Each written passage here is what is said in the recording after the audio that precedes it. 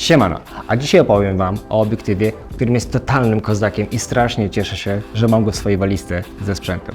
Zapraszam na odcinek.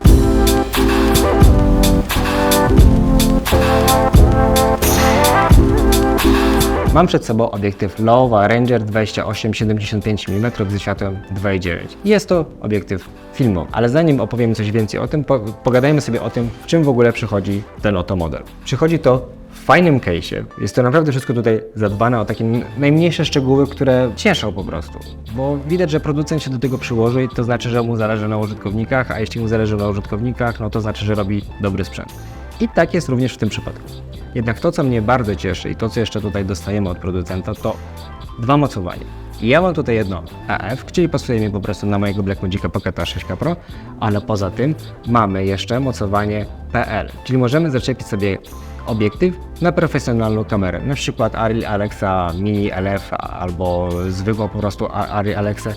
Tylko, że jakoś lepiej mocować to na LF, bo po prostu obiektyw pokrywa pełną klatkę i wtedy szczytujemy sobie pełnię matrycy i wtedy zaczyna się prawdziwa zabawa. Ten, kto śledzi mój kanał, widział ostatni filmik, który wrzuciłem z testów i klimat, jaki można uzyskać tym obiektywem, był niesamowity. Ale to, na czym mi bardzo zależało tworząc ten film, to takich spokojnych zoomach do jeździ, żeby można było sobie uzyskać jakiekolwiek emocje, dobre, złe. To, co było mi bardzo potrzebne do stworzenia tego filmu, to elektroniczny fokus. Bo oczywiście mógłbym sobie poradzić bez fokusu i mógłbym to robić manualnie, ale wtedy przenosiłbym drgania swojego ciała na obiektyw. Uznałem, że muszę zainwestować sobie w po prostu bezprzewodowy fokus, żeby móc sobie odejść te nawet 10-20 cm od kamery, żeby po prostu nie przenosić tych drgań na matrycę, na obraz. I zapytacie może, no ale jeśli to jest fokus, dlaczego używamy go do zoomu? I tą odpowiedzią jest parafokalność, czyli coś takiego, co posiada właśnie ten obiektyw. Parafokalność jest to funkcja, którą mają dobre obiektywy. Jeśli na przykład ustawimy sobie ostrość na ogniskowej 75 mm i zaczniemy odzoomowywać, ostrość będzie cały czas trzymała się tego obiektu. I ja wiedząc, że jest ta parafokalność w obiektywie, zainwestowałem właśnie w to i mogłem sobie pozwolić na tego typu film, będąc solo. Tak więc super, że ta parafokalność tutaj występuje, bo ona ułatwia nam po prostu realizację naszych takich planów, założeń. I ten film, który mieliście okazję zobaczyć, to jest trochę takie moje pierwsze testowanie, żeby zobaczyć, jak się zachowuje to wszystko, jak pracuje ten obiektyw, jak pracują zębatki, a pracują naprawdę wspaniale. One chodzą tak płynnie, z lekkim oporem, ale takie, że totalnie jeśli chodzi o pracę silnika, tego nie obciąża, tylko jest tak po prostu idealnie wyważony. I ten film, który mieliście może okazję obejrzeć lub tutaj widzicie przebitki, to były takie trochę testy przed takimi większymi planami, które miałem zamiar na nim zrealizować. Bo uznałem sobie, że zanim zrobię recenzję, ja chcę naprawdę bardzo dobrze przetestować sobie dany sprzęt, który testuję, żeby potem móc wejść na plan i zacząć pracować na tym obiektywie, a nie tylko, że zrobić suchą recenzję, aby pokazać Wam, jaki to super obiektyw to nie jest. Uznałem, że trzeba zabrać ten obiektyw na prawdziwy plan. I tak się też stało. Miałem przyjemność realizować kampanię dla Samsunga z influencerami.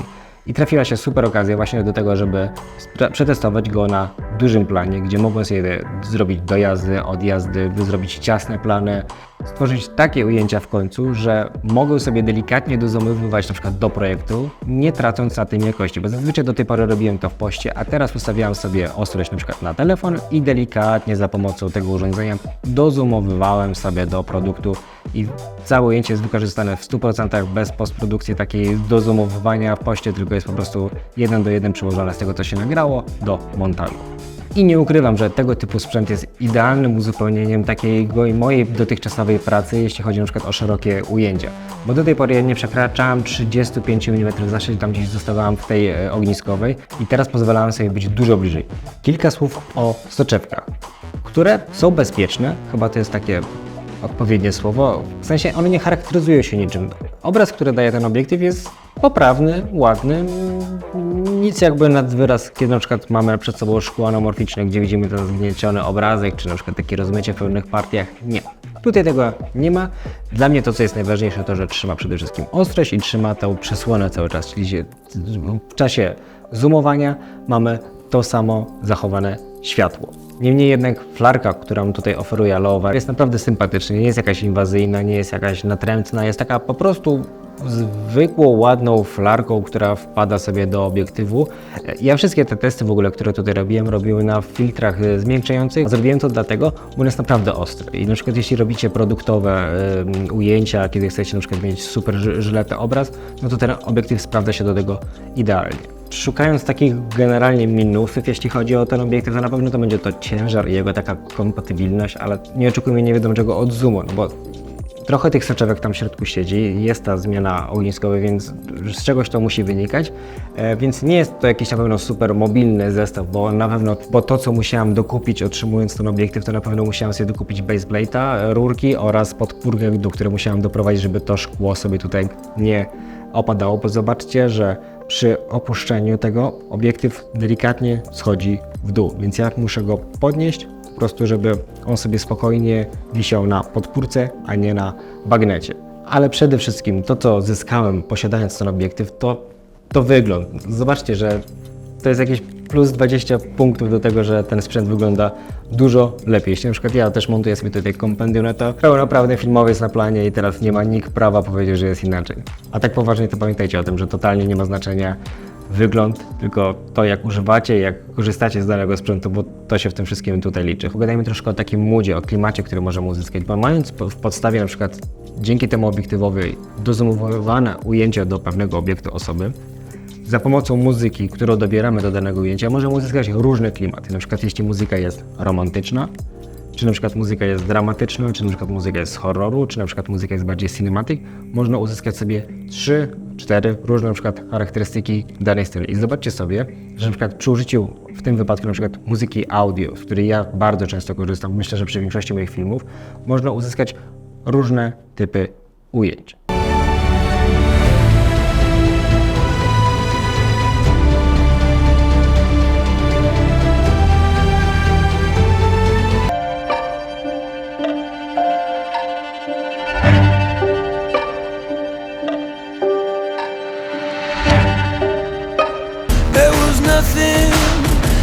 Say how to get up, walk away, knowing a hole. I co ciekawe, na przykład film, który ostatnio mogliście zobaczyć na moim kanale YouTube wykonany tym obiektywem, ja muzykę miałem wybraną dużo wcześniej, zanim po prostu przystąpiłem do realizacji ujęcia. Po prostu szukałem jakiejś takiej inspiracji, przeszukałem sobie parę kawałków i znalazłem idealnie to, co miałem w głowie do uzyskania, czyli trochę taki motyw darka, trochę taki Netflixowy vibing. I myślę, że w jakimś stopniu to się udało, dlatego fajnie sobie gdzieś tam poszukać tej muzyki, przeskrolować, mieć jeszcze jakieś zapisane w ulubionych i po prostu potem wykorzystywać do swoich realizacji. Dlatego serdecznie Was zapraszam do założenia konta na Audible, bo jest tam naprawdę dużo fajnych, oryginalnych piosenek, z których myślę, że możecie śmiało korzystać i z których będziecie zadowoleni. Link do założenia konta możecie znaleźć w opisie tego filmu. Close focus w tym obiektywie to jest 49 cm. I tu jest bez jakiegoś tam szału, mogłoby być tu lepiej, ale w razie czego mamy dioptersy, którymi możemy się ratować, czy o filtry makro, gdzie możemy się zbliżyć dużo bliżej. I mam na myśli tutaj 28 mm. Jeśli jesteśmy przy 28 mm, no to pół metra to już jest kawał dystansu, gdzie nie jest to jakiś, myślę, najlepszy wynik, ale na przykład już przy 75 cm, pół metra to już nas nie boli i może zrobić naprawdę fajne ujęcia makro.